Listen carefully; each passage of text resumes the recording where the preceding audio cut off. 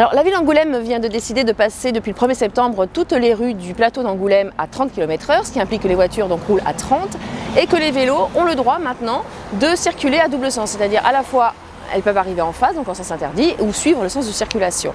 Ce qui peut poser des problèmes ou pas de cohabitation entre cyclistes, piétons et voitures. On va tester ça avec Anne-Véronique Durieux, qui est membre du conseil collégial de Vélocité. On va voir si ça passe, si ça passe pas. Suivez-nous. Allez hop, on continue à double sens cyclable. Et on va croiser une voiture qu'on voit parfaitement bien arriver et qui nous voit parfaitement bien arriver. Mais ça demande quand même une certaine habilité pour pas ramasser les rétros des voitures garées et éviter la voiture qui arrive en face. Vous dites pas zéro voiture. C'est pas votre. Je ne dis pas zéro voiture, je suis moi-même automobiliste certains jours, cycliste d'autres jours, piétonne d'autres jours.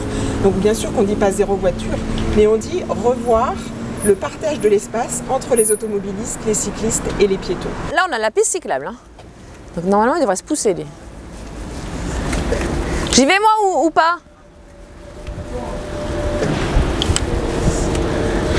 Si, ça passe.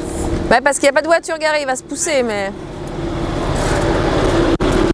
Ici, on a un carrefour assez particulier. Quelle est la différence entre cette rue-là, que l'on peut prendre en double sens, voilà, les vélos peuvent aller en double sens, mais ce n'est pas matérialisé, alors que là, ça l'est juste à côté. Oui, tout cycliste peut prendre cette rue en double sens cyclable.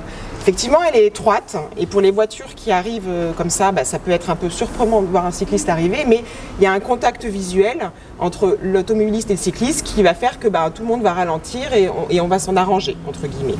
Dans la rue qui est ici, la chaussée était suffisamment large pour que le double sens cyclable soit matérialisé au sol. Donc effectivement, il est plus visible pour les voitures qui arrivent. Elles se rendent bien compte qu'il peut y avoir des vélos qui arrivent en double sens. Donc là, on est rue Alors, Arcole, oui, oui. de la place New York, en double sens cyclable. Il y avait un sens interdit et on va bientôt, je pense, avoir le panneau sauf cycliste dessous. Je pense que la mairie est en cours d'installation. Et si on prend un second sens cyclable, double sens cyclable sur notre gauche, là, on arrive directement au conservatoire. Ah, voilà, encore un contresens cyclable autorisé. Donc c'est un peu là la difficulté quand même, s'il y a une voiture en face, il faut quand même pas non plus abîmer les voitures garées. Oui, mais éviter les rétros. Le bilan de notre balade, c'est que ça fonctionne plutôt bien. On a pris plein de double sens cyclables, on a croisé des voitures où les voitures ont ralenti, joué le jeu, où j'ai eu à me déporter un peu sur la droite, elles sur leur droite, mais où finalement on a réussi à se croiser, même dans des rues qui étaient assez étroites, comme la rue de Iéna, qui était une des rues qu'on nous avait mentionnées. Donc le bilan, il est plutôt positif sur le fait que c'est possible de se croiser voiture et vélo, même dans des rues un peu étroites. Alors, je ne pense pas que ça soit dangereux. Je pense vraiment que, c'est pas que moi qui pense que, c'est que tous les constats qui ont été faits aussi dans les villes où les doubles sens cyclables ont été généralisés en zone 30 ont montré que ce n'était pas dangereux. La visibilité, elle est bonne, elle est encore meilleure que quand on est les uns derrière les autres, quand on est en face à face. Donc les voitures nous voient arriver, nous voyons arriver les voitures.